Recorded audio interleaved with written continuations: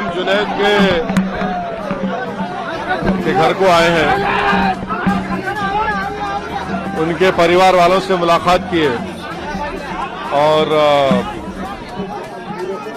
पूरे देश को ये बात जानने की जरूरत है कि जुनैद के छह औलाद हैं और जुनैद का एक बड़ा भाई है जो दिमागी तवाजुन ठीक नहीं है, उसके 7 बच्चे, उसकी भी जिम्मेदारी जुनैद पर थी। तो एक जुनैद की हत्या से 13 बच्चे यतीम हो चुके हैं, 13 बच्चे यतीम हो चुके हैं। और ये जितना भी आप इसका कंडेम करें वो कम होगा।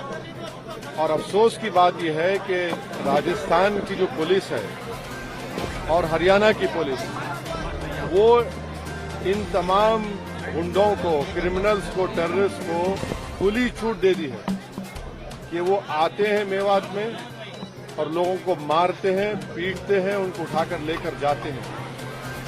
जुनैद और नसीर को जो किडनैप किया गया था, उसी वक्त गोपालगंज पुलिस स्टेशन में जाकर इत्तला दी गई, कंप्लेन दी गई। अगर वो फौरन हरकत में आते तो शायद आज वो जिंदा रहते। अभी उनके परिवार के लोग हमको बता रहे थे कि फिरोजपुर झिरका का जो सीआई है, वहां की जो पुलिस है, वो तो पूरा इस गैंग के साथ मिली भी है। और उनके परिवार के लोग ये भी बता रहे हैं कि जिस गैंग ने जो 6 एक्यूज जो है, जिनको एलिज एक्यूज है, एफआईआर में नाम है, वो इतना मारे जुनैद और नसीर को, ले जाकर पुलिस स्टेशन में जब उनको दिए तो पुलिस ने इनकार कर दिया उनको लेने से। तो उसके बाद वहां से 170 किलोमीटर दूर ले जाकर उनकी गाड़ी, जली हुई गाड़ी और जली लाश मिली। आप बताइए कि फिर ये क्या हो रहा है हमारे देश में? आखिर कब तक बीजेपी ऐसे गैंग्स की सरपरस्ती और उनको पॉलिटिकल पैट्रोनेज देगी? कितने लोगों को आप, कितने बच्चों को बेवा करेंगे, कितने बच्चों को यतीम करेंगे? आखिर रूल ऑफ लॉ कहाँ है? अरे खुले हथियारों के साथ फिरते हैं, यूट्यूब पर गोली चलाते हैं, वीडियो डालते हैं, सिल्वर बटन मिलता है, फेसबुक पर वारिस का जिस्म दिखाया गया, उसके बाद वारिस मर गया तो हरियाणा की पुलिस ने कहा कि एक्सीडेंट से हमारा परिवार कहते हैं कि उसको मारा गया। तो ये तो ओपन एक मर्डर है और इसको अगर आप जेनोसाइड भी कहेंगे तो गलत नहीं होगा। इसको रोकने का एक ही तरीका है कि हरियाणा और राजस्थान की पुलिस और यहाँ की लीडरशिप जो है, यहाँ के चीफ मिनिस्टर, हरियाणा के चीफ मिनिस्टर, इनको रोकें, इस गैंग को पकड़ें, इनको जेल में डालें। भारत, सुनिए, भारत में किसी को इख्तियार नहीं है कि कोई हथियार लेकर जिसको चाहे गोली मारे, जिसको चाहे पकड़े। ये विजिलेंटीज है जिसको ये विजिलेंटीज है जिनको खत्म करना जरूरी है, वरना रूल ऑफ लॉ खत्म हो जाएगा, अदालत को ताला डालना पड़ेगा, पुलिस को रिटायर करना पड़ेगा अगर नहीं रोका जाएगा तो। क्या नहीं है? आप अंदर हमको बताया गया कि आकर शराब पीकर मेवात के लड़कियों को छेड़ते हैं, जब किसी ने रोका तो बच्चे भी जेल में है, जेल में है वो। 3 दिन हो चुका है, 2 स्टेट की पुलिस है, राजस्थान, हरियाणा, नहीं पकड़ सकते क्योंकि इन जालिमों को, इन टेररिस्ट को पुलिस का और पॉलिटिकल लीडरशिप का पैट्रोनेज है। जब तक सियासी लीडरशिप इनके साथ रहेगी, इनको कुछ नहीं होगा। आप लिख के रख लीजिए हमारी बात। तो क्या कहा आपने? देखिए आपको फर्क दिख रहा है, मुझे कोई फर्क नहीं नजर आ रहा है। जहां पर मुसलमानों की बात आती है, जहां पर गौ रक्षक की बात आती है, सब के सब एक हो जाते हैं। अगर गोपालगंज की पुलिस को जब कंप्लेन दिया गया था, वो फौरन हरकत में आते तो वो बॉर्डर क्रॉस नहीं करते, उसको रोक लिया जाता। अरे सुनिए, ये उसको पॉलिटिसाइज वही लोग कर सकते हैं जिनमें इंसानियत मर चुकी है। अगर आप इंसाफ दिलाना चाहते हैं तो इन सो कॉल्ड गौ रक्षक जहां कहीं विदेश में है, इनको रोकिए, वरना पुलिस के जितने आप रिटायर कर दीजिए, कोर्ट्स को बंद कर दीजिए, क्या जरूरत है? इनके हवाले कर दीजिए।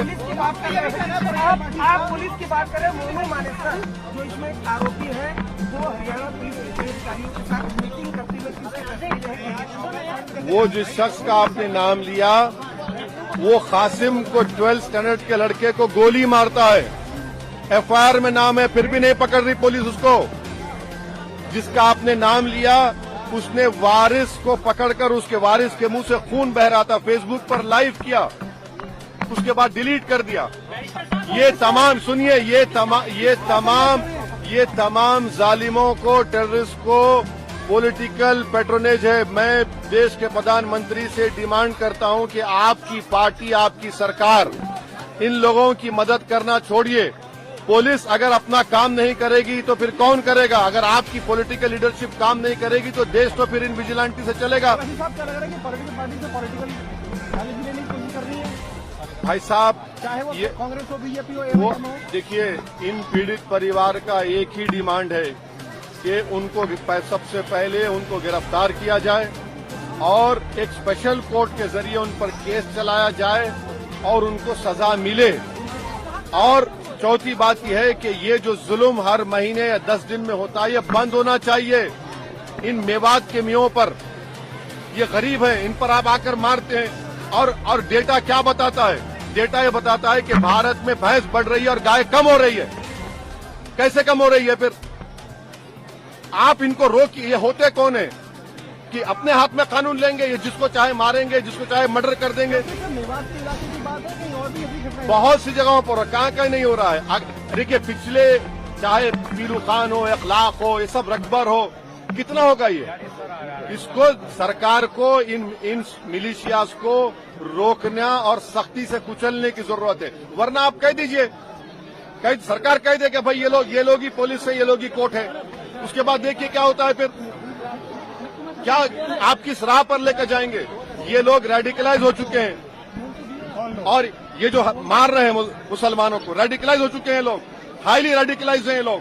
कौन कर रहा है? कौन कर रहा है? ये अरे कौन कर रहा है? बीजेपी कर रही है इनको, बीजेपी सपोर्ट कर रही है। कांग्रेस की सरकार खामोश बैठी है।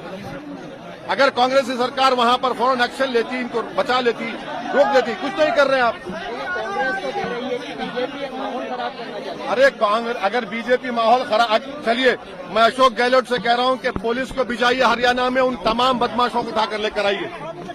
आप नहीं जा सकते, पुलिस नहीं जा सकती हरियाणा को। आप नहीं, जब आपने एफआईआर में नाम लिख दिया, जाइए पीटी वारंट लेकर उठा कर लाइए उनको। कौन रोक रहा है आपको? आप भी चुनाव उनको मैदान में आ गए हैं, तो आप क्या अरे वो चुनाव की बात नहीं है। आप आगे तो नहीं, ये चुनाव की बात नहीं है। आपके हाथ में नहीं, ये चुनाव की बात नहीं है। ये चुनाव की बात नहीं है, ये इंसानों की जान की बात है। सवाल मेरा पूरा ये है कि आप लोग इस पे क्या करेंगे अगर आप सत्ता में आते हैं तो कैसे? अरे छोड़िए भाई, सत्ता की लड़ाई नहीं है ये, जान बचाना है, देश को बचाना है। वरना अगर ये बढ़ता जाएगा तो फिर याद रखिए किसी को भी गोली चला देंगे, किसी को पकड़ लेंगे, किसी को मार देंगे।